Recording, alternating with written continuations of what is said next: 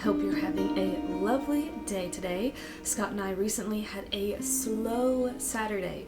So we went thrift shopping, we went and got donuts, which is a rare thing for us, but donuts are my favorite treat, my favorite way to splurge. It was a really fun morning, and then we went to a coffee shop, and then we went thrift shopping. This is now days later, but I thought I would share with you some of the things that we found thrift shopping. So the first thing, this was at a Catholic thrift shop. If you watched my video on thrifting for clothes, I say that I always recommend Catholic thrift shops because they do random sales and stuff, and they had all of their kitchen stuff 50% off. So this jar was marked $4 and it ended up being $2. I liked this jar because of the wide top. It's easy to stack things on top. All of my pantry food, spices, herbs, dry goods is stored in glass jars. So anytime I find glass jars that are good for pantry storage or stack well, I always pick them up. And this was a unique one too. It's a Golden Harvest canister. I've actually never seen a jar like this. I have other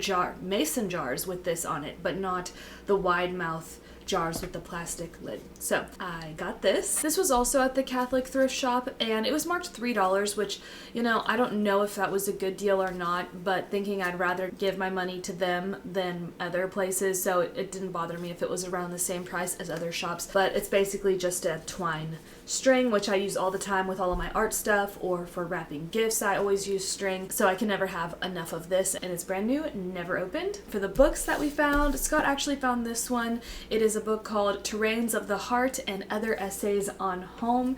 It just looked like a beautiful book, and we talk about home a lot in our videos. If you didn't know, Scott and I also have a channel together where we talk about living out our Christianity as a husband and wife. This looked like an enjoyable book. Along the same lines, we got this Bill Bryson book. So earlier in the year, we read a Bill Bryson book called Home, and it was so enjoyable. It was around the same size, actually. We borrowed it from the library. Every time we're in the car driving, I will read, and that's usually how we get through a lot of books together. Right now, we're reading the Lord of the Rings series. We're almost done with it. We've really enjoyed it, and we'll read The Hobbit. So we've done it a little bit backwards, but I guess in the ways they were written. So we'll read The Hobbit, and then after that I think we'll read this Bill Bryson book. Bill Bryson is a very entertaining author. He's definitely not a Christian. The Home book was so enjoyable to me because he explores all of the rooms of the house and why things are the way they are. If you like books on random facts, random information,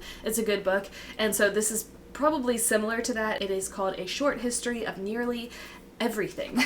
And it's a huge book. I was excited to find this book, and it is a hardback book, which we always prefer. Next up is another book that I actually didn't know Scott found until we got home. This is by Oswald Chambers, If You Will Ask, Reflections on the Power of Prayer. Oswald Chambers, my utmost for his highest, is one of my absolute favorite devotionals. So I was really excited when I saw this in the bag that Scott had gotten this, because I didn't know he picked it up, but it looks like a really good book. This book, it's called Radical Womanhood, Feminine Faith in a Feminist World by Carolyn McCulley. I was really just curious to see how radical this is, because I do think a lot of Christian women books are still pretty egalitarian. So I was curious about this. So I'll keep you updated on if this book is good or not. And then this book you saw me going through at the shop. You also saw me holding up the Lord of the Rings DVD. So since we're going through the books, I'm curious to watch the movies, but I only want to buy the extended editions one. You know, now that I'm like verbally processing, we should probably just rent it from the library.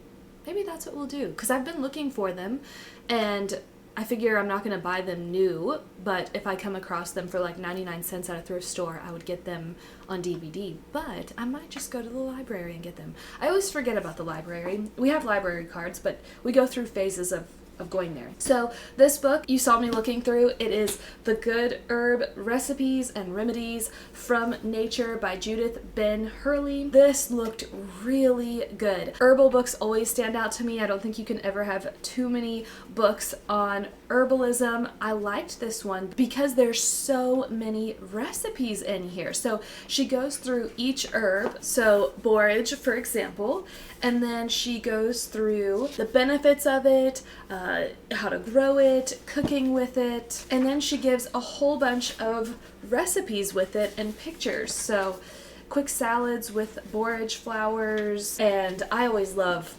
herbalism pictures. I think it's so pretty and inspiring. Calendula, which is one of my all-time favorite herbs to use in my facial products, to put in my teas, and to grow in our garden. Here's the table of contents.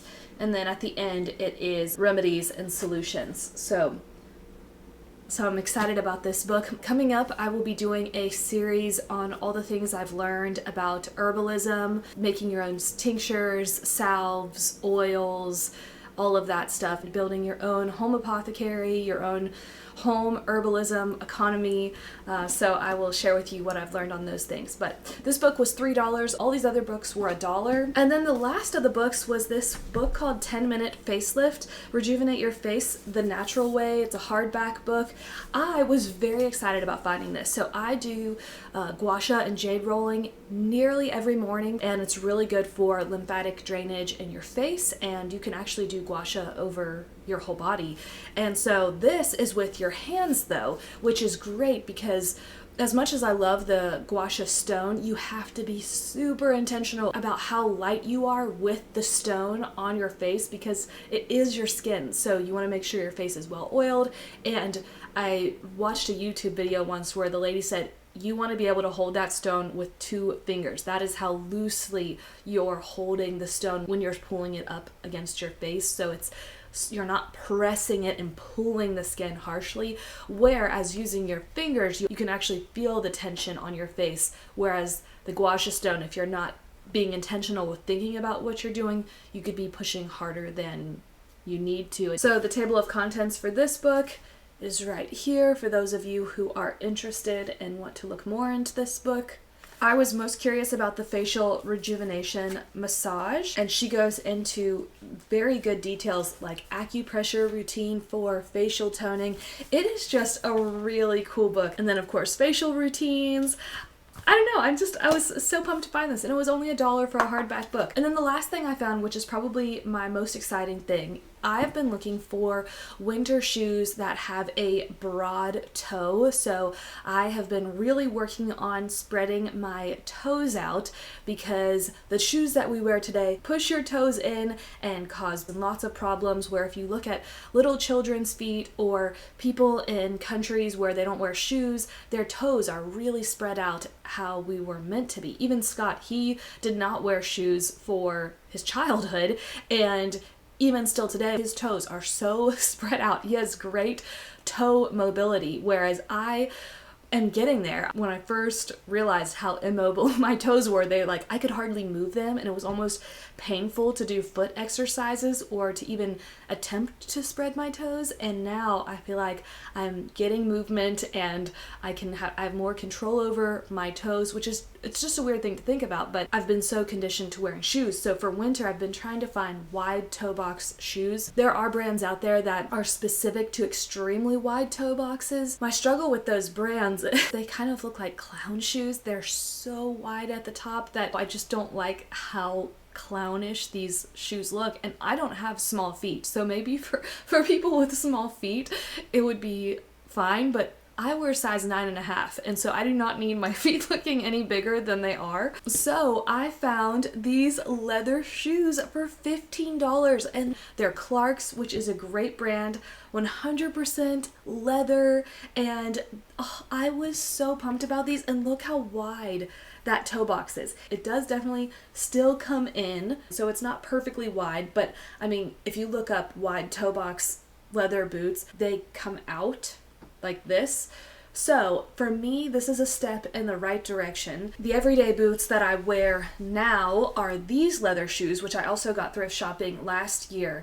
And I love these shoes, but they definitely squeeze your toes inwards way more than these do. You can see that these are a little bit wider at the toe box. So I have my little shoe polish kit. We bought leather shoes when we were in South Africa last time, and when we did that, we bought their leather food water resistant polish. So I'm just going to use this on these shoes. I already cleaned them up really well, and now I'm going to polish them, and I have a nice pair of leather shoes, which should last me for a very long time. So that is all from today's thrift video. I hope you've enjoyed it. I bless you and the rest of your day, and I hope that you have a wonderful weekend.